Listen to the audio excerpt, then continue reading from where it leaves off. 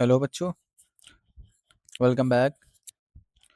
कल साइकोलॉजी का एग्ज़ाम है अगर और चैप्टर 2 कंफ्यूजिंग लग रहा है तो टेंशन मत लो, ये वीडियो तुम्हारे लिए ही है। और अगले कुछ मिनट्स में हम methods of inquiry in psychology chapter को कंप्लीट एग्ज़ाम ओरिएंटेड रिवीजन करेंगे। ये चैप्टर थ्योरेटिकल ही नहीं बल्कि आगे जाके भी साइकोलॉजी में काफ़ी हेल्पफुल होगी। तो चलो शुरू करते हैं। तो चैप्टर 1 में हमने पढ़ा था कि साइकोलॉजी इज ए साइंस, लेकिन साइंस सिर्फ क्या पढ़ती है ये इंपॉर्टेंट नहीं है।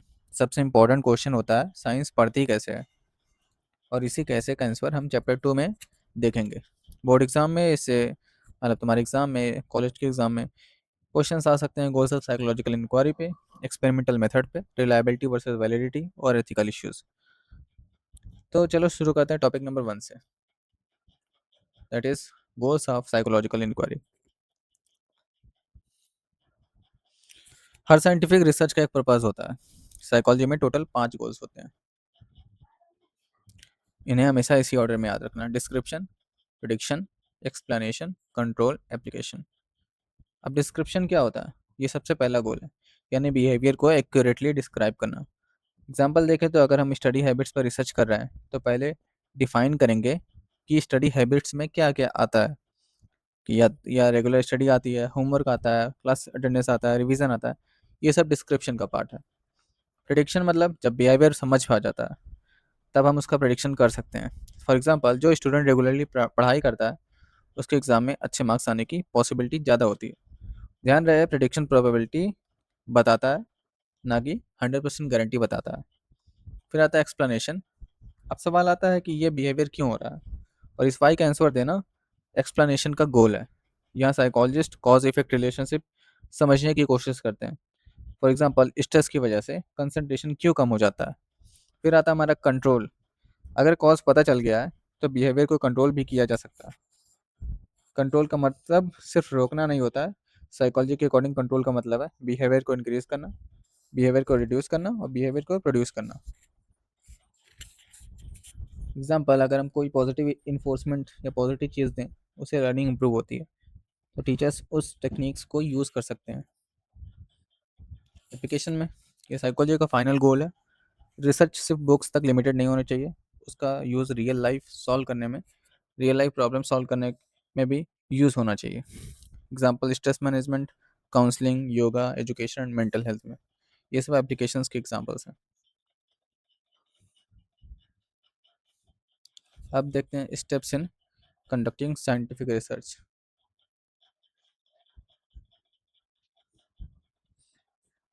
अब देखते हैं कि एक साइकोलॉजिस्ट रिसर्च कैसे करता है। तो रिसर्च हमेशा ऑब्जेक्टिव और सिस्टमेटिक होती है, जिसके टोटल 4 स्टेप्स होते हैं। स्टेप 1,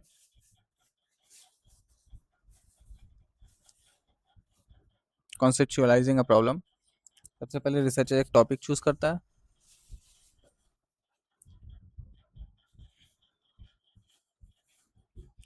और फिर रिसर्च क्वेश्चन डिसाइड करता है। उसके बाद एक हाइपोथेसिस बनाता है। और हाइपोथेसिस मतलब क्या होता है? टेंटेटिव आंसर या टेंटेटिव एक्सप्लेनेशन। मतलब कि टीवी पर वॉयलेंट कंटेंट देखने से एग्रेशन बढ़ता है, ये एक हाइपोथेसिस है। स्टेप 2 में क्या है? अब रिसर्चर डिसाइड करता है रिसर्च किस पर होगी, कितने पार्टिसिपेंट्स होंगे, ऑब्जर्वेशन यूज़ होगा या सर्वे मेथड यूज़ होगा, क्वेश्चनर यूज़ होगा या एक्सपेरिमेंट करेंगे। ये सब आगे के लेक्चर्स में हम देखेंगे, मतलब आगे की वीडियो में। ये सब रिसर्च डिज़ाइन का पार्ट होता है कि टूल्स क्या हैं, प्रोसीजर क्या है, पार्टिसिपेंट कैसे कैसे हैं। फिर स्टेप 3, ड्राइंग कंक्लूजन्स। इसमें डेटा कलेक्ट होने के बाद उसके एनालिसिस किया जाता है, जैसे स्टैटिस्टिक्स का यूज़ करके, ग्राफ्स का यूज़ करके, चार्ट का यूज़ करके। इस सब से डिसाइड किया जाता है कि हाइपोथेसिस सही है या नहीं। फिर स्टेप 4, रिवाइजिंग कंक्लूजन्स। अगर हाइपोथेसिस सपोर्ट हो गई तो थ्योरी स्ट्रांग हो जाती है, अगर सपोर्ट नहीं हुई तो रिसर्चर्स हाइपोथेसिस रिवाइज करता है और दोबारा दोबारा टेस्ट करता है। और साइंस इसी प्रोसेस से डेवलप होती है।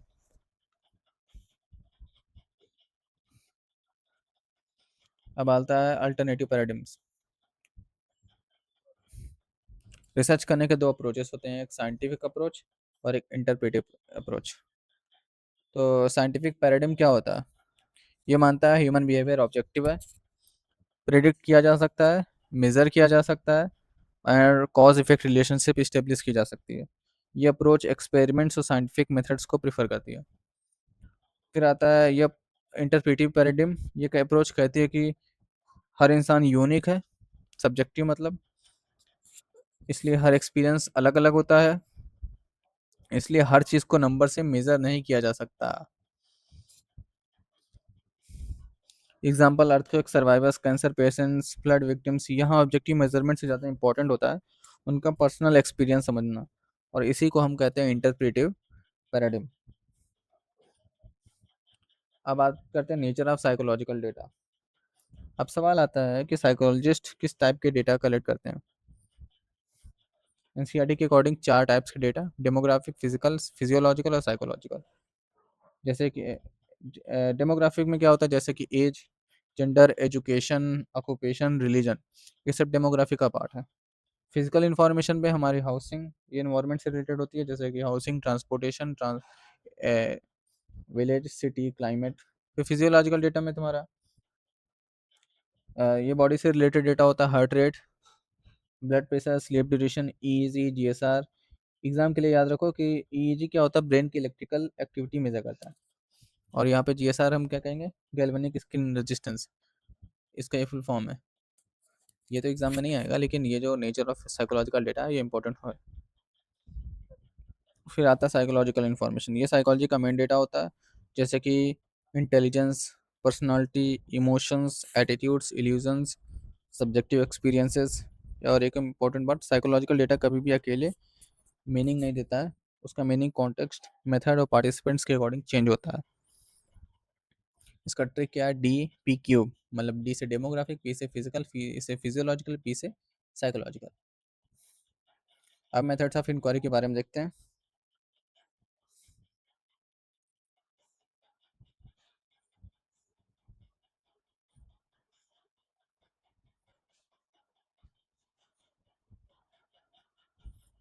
मेथड्स ऑफ इंक्वायरी, अब हम चैप्टर के सबसे इंपॉर्टेंट सेक्शन पे आ गए हैं।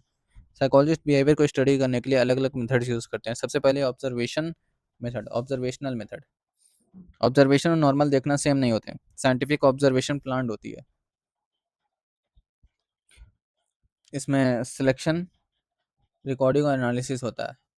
सिलेक्शन में साइकोलॉजिस्ट सेलेक्ट पहले डिसाइड करते हैं क्या ऑब्जर्व करना है, हर चीज़ ऑब्जर्व नहीं की जाती है। रिकॉर्डिंग में जो बिहेवियर ऑब्जर्व हुआ उसका रिकॉर्ड किया जाता है, वीडियो में, फोटोग्राफ्स में, टेलीस में, नोट्स में, सिंबल्स के थ्रू, ये सब में रिकॉर्डिंग होती है। और एनालिसिस में लास्ट स्टेप में बिहेवियर का मीनिंग निकाला जाता है, इसी प्रोसेस को एनालिसिस कहते हैं। अब types of observation, naturalistic observation real life setting होता है, जैसे कि school, home, hospital. Researchers max environment को चेंज नहीं करते हैं। कंट्रोल ऑब्जर्वेशन, इसमें लेबोरेटरी सेटिंग होती है, यहाँ रिसर्चर्स कंडीशंस को कंट्रोल करता है। नॉन पार्टिसिपेंट ऑब्जर्वेशन, ऑब्जर्वर सिर्फ ऑब्जर्व करता है, ग्रुप का पार्ट नहीं बनता है। पार्टिसिपेंट, ऑब्जर्वर खुद ग्रुप का मेंबर बन जाता है, रैपर डेवलप करता है, बातचीत करता है ताकि थोड़ा कंफर्टेबल हो ऑडियंस। पार्टिसिपेंट और नेचुरली इन्फॉर्मेशन कलेक्ट करता है। अब बात करते हैं एक्सपेरिमेंटल मेथड्स की। ये चैप्टर का सबसे इंपॉर्टेंट टॉपिक है। एक्सपेरिमेंट का मेन पर्पस होता है cause and effect relationship establish करना। इसमें 3 इंपॉर्टेंट वेरिएबल्स होते हैं, पहला इंडिपेंडेंट वेरिएबल, दूसरा डिपेंडेंट वेरिएबल, और फिर एक्सट्रानियस वेरिएबल। वेरिएबल क्या होता है, वेरिएबल मतलब कोई भी ऐसी चीज़ जो चेंज हो सकती है, और वेरिएबल और मेजर की जा सकती है। एग्जाम्पल हाइट हो गया, वेट हो गया, इंटेलिजेंस हो गया, मार्क्स हो गए, ये सब वेरिएबल्स है। पेन वेरिएबल नहीं है, लेकिन पेन का कलर चेंज वेरिएबल हो सकता है। अब इंडिपेंडेंट वेरिएबल क्या होता है, इंडिपेंडेंट वेरिएबल मतलब रिसर्चर खुद मैनिपुलेट करता है, ये कॉज होता है, एग्जाम्पल कॉफ़ी देना। डिपेंडेंट वेरिएबल क्या होता है, डिपेंडेंट वेरिएबल वो होता है वो उस चेंज का इफेक्ट होता है, जैसे कि example memory score, memory score बढ़ाना, मतलब कि कॉफ़ी हो दिया, इंडिपेंडेंट वेरिएबल, मेमोरी स्कोर हुआ, डिपेंडेंट वेरिएबल, कॉफ़ी पे डिपेंड है वो। एक्सट्रानियस वेरिएबल्स, ये वो वेरिएबल्स होते हैं जो एक्सपेरिमेंट का पार्ट नहीं होते लेकिन रिजल्ट को अफेक्ट कर सकते हैं, जैसे कि एग्जांपल नॉइस हो गया, बाहर के जो इन्वायरमेंट होते हैं उससे रिलेटेड होता है। नॉइस हो गया, टेम्परेचर हो गया, लाइटिंग हो गया, मूड हो गया, इन्हें कंट्रोल करना बहुत ज़रूरी होता है, वरना एक्सपेरिमेंट एक्यूरेट नहीं रहेगा। अब बात करते हैं एक्सट्रानियस वेरिएबल को कंट्रोल करने के लिए साइकोलॉजिस्ट यूज़ करते हैं टेक्निक्स। पहला एलिमिनेशन, फिर होल्डिंग कांस्टेंट, फिर मैचिंग, फिर काउंटर बैलेंसिंग, फिर रैंडम असाइनमेंट। अब बात करते हैं ग्रुप्स के बारे में। ग्रुप्स में क्या क्या है, एक्सपेरिमेंटल ग्रुप, कंट्रोल ग्रुप।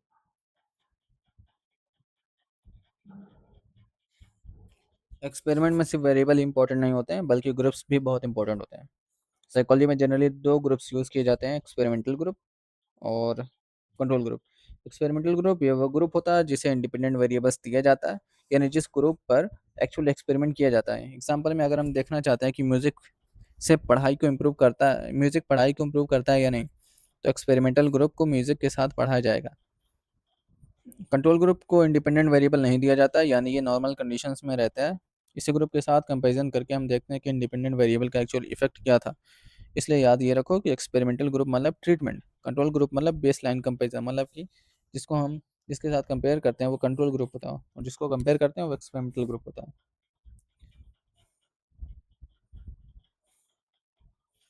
अब बात करते हैं टाइप्स क्या।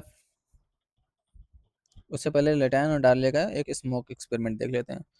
ये एनसीईआरटी का एक फेमस एक्सपेरिमेंट है। 1970 में लेटैन और डार्ले ने एक्सपेरिमेंट किया था।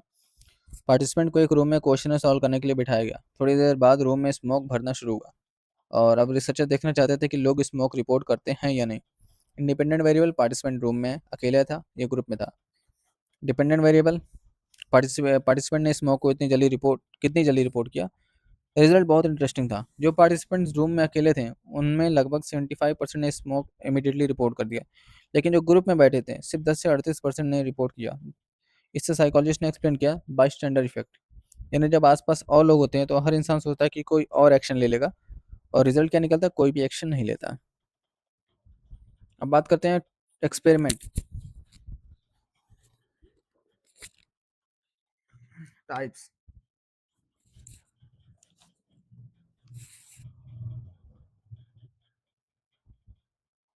फील्ड एक्सपेरिमेंट क्या होता है? हर एक्सपेरिमेंट लेबोरेटरी में ही हो ये ज़रूरी नहीं है। कभी कभी एक्सपेरिमेंट रियल लाइफ में सेटिंग में भी किया जाता है। लेबोरेटरी एक्सपेरिमेंट का तो हमने एग्जांपल देख लिया ऊपर, ये बाई स्टैंडर्ड वाला।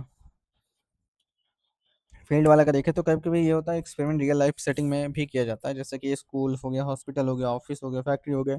इसे कहते हैं फील्ड एक्सपेरिमेंट। इसका एडवांटेज है बिहेवियर नेचुरल होता है, लेकिन डिसएडवांटेज ये है वेरिएबल्स पर कंट्रोल कम होता है। हो सकता है एक्सट्रानियस वेरिएबल बढ़ जाए।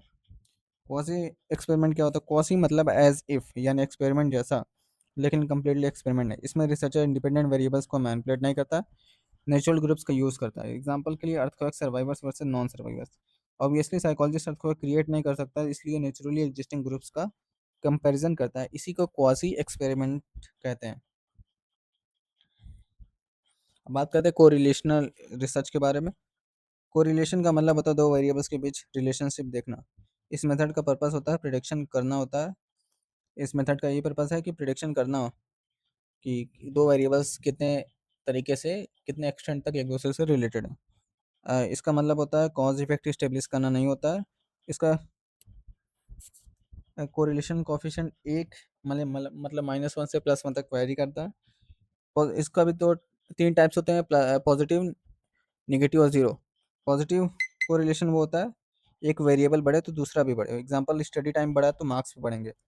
नेगेटिव में क्या आएगा हमारा, एक वेरिएबल बढ़ेगा तो दूसरा घटेगा। स्टडी टाइम बढ़ा तो प्लेइंग टाइम कम हो गया, मतलब खेलने कूदने का समय कम हो गया, तो ये हो गया नेगेटिव कोरिलेशन। जीरो कोरिलेशन क्या, कि दोनों वेरिएबल्स के बीच कोई मीनिंगफुल रिलेशनशिप नहीं है, जैसे कि शू साइज और इंटेलिजेंस, कि हाँ किसी का पैर बड़ा है तो उसका इंटेलिजेंस पावर ज़्यादा होगा। अब बात करते हैं एक इंपॉर्टेंट पॉइंट की, कि correlation does not mean causation, यानी सिर्फ रिलेशनशिप होने का मतलब ये कॉज कॉज इफेक्ट होना नहीं होता। ये लाइन एग्जाम में लिखोगे तो आंसर अच्छा मिलेगा, मतलब हो सकता है नंबर दे दे। अब बात करते हैं सर्वे रिसर्च के बारे में। सर्वे का यूज़ होता है लोगों के ओपिनियंस, एटीट्यूड्स, बिलीव्स और सोशल फैक्ट्स जानने के लिए। सर्वे के तीन इंपॉर्टेंट मेथड्स हैं। पहला, पर्सनल इंटरव्यू, जिसमें फेस टू फेस इंटरेक्शन होता है। ये स्ट्रक्चर्ड भी हो सकता है, अनस्ट्रक्चर्ड भी हो सकता है। स्ट्रक्चर्ड में क्या होता है, क्वेश्चन पहले से फिक्स्ड होते हैं, सीक्वेंस भी फिक्स्ड होता है। अनस्ट्रक्चर्ड में फ्लेक्सिबल इंटरव्यू होता है, रिसर्चर सिचुएशन के अकॉर्डिंग क्वेश्चन चेंज कर सकता है। एक और इम्पोर्टेंट बात, फोकस ग्रुप डिस्कशन, एफजीडी, यानी एक ग्रुप के साथ डिस्कशन करके इन्फॉर्मेशन कलेक्ट करना, इसका मतलब होता है। अब बात करते हैं क्वेश्चनर के बारे में। ये सबसे कॉमन मेथड है। पार्टिसिपेंट्स खुद आंसर लिखते हैं। क्वेश्चनर दो तरह के होते हैं, ओपन एंडेड, ओपन एंडेड मतलब पार्टिसिपेंट अपनी लैंग्वेज में आंसर लिखते हैं। क्लोज एंडेड में ऑप्शन ऑलरेडी दिए होते हैं, जैसे कि यस और नो, एग्री डिसएग्री या एग्री डिसएग्री, फिर रेटिंग स्केल दे सकते हैं। क्वेश्चनर का एडवांटेज है लो कॉस्ट में लार्ज सैंपल मिल जाता है, लेकिन डिसएडवांटेज भी है इसका कि रिस्पॉन्स रेट कम होता है। अब एक होता है टेलीफोनिक सर्वे। ये फास्टेस्ट सर्वे मेथड है, लेकिन इसमें लोग फ़ोन जल्दी कट कर देते हैं। ये सुपरफिशियल आंसर्स देते हैं, इसलिए रिस्पॉन्स क्वालिटी कभी कभी वीक होता है। अब बात करते हैं साइकोलॉजिकल टेस्टिंग की।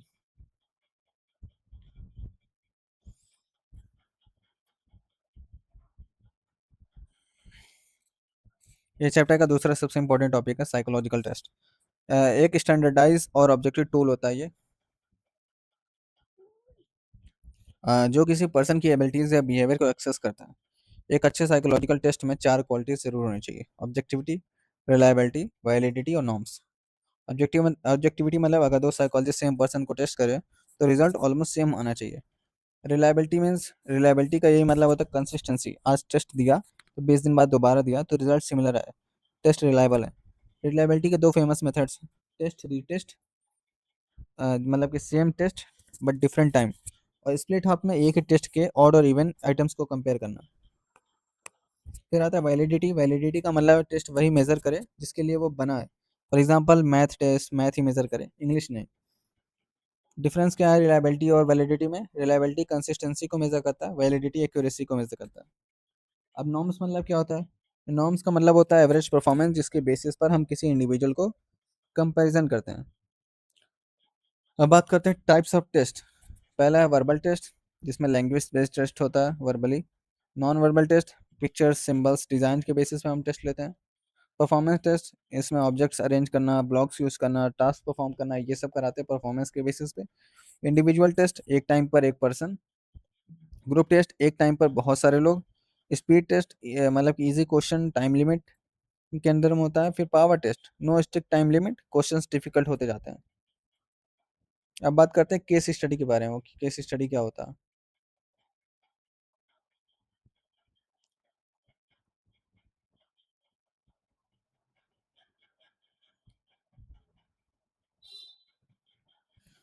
केस स्टडी किसी एक इंडिविजुअल, ग्रुप, इंस्टीट्यूशंस या इवेंट की डीप स्टडी होती है।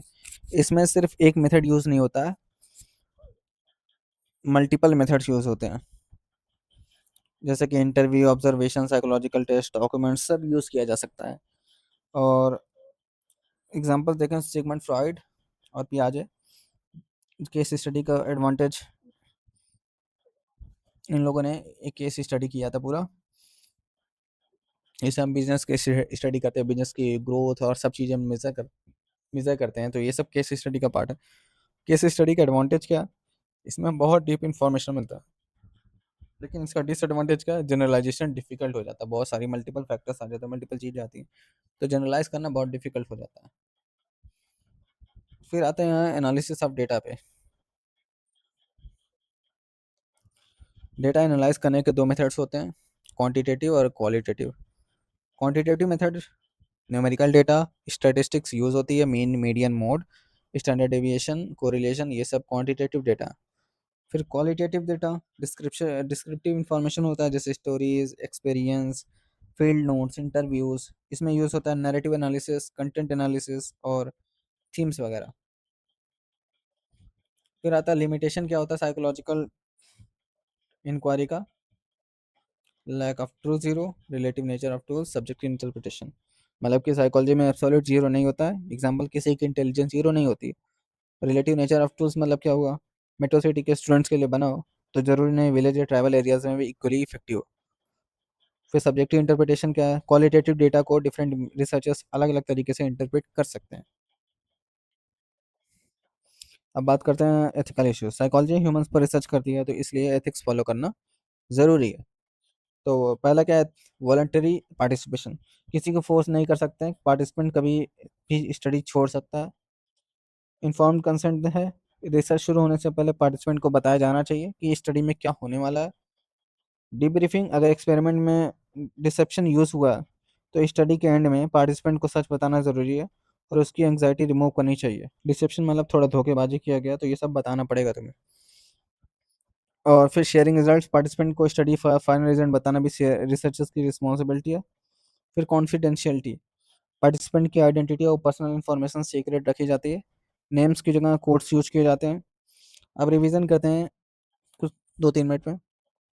तो गोल्स क्या क्या हैं? डिस्क्रिप्टिव गोल्स क्या हैं? Description, prediction, explanation, control, application.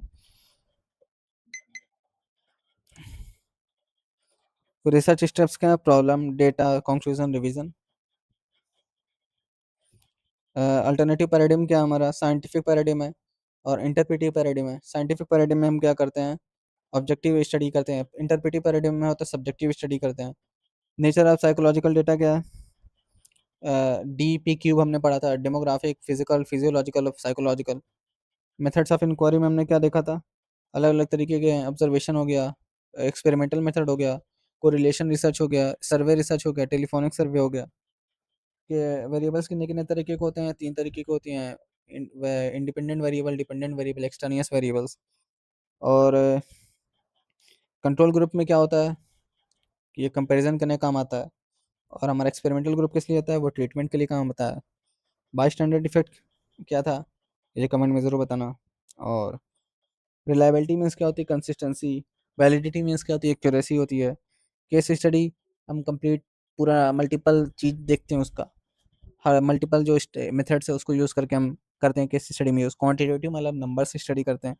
Qualitative मतलब हम उसके क्वालिटी वाले एक्सपेक्ट पे रिसर्च करते हैं।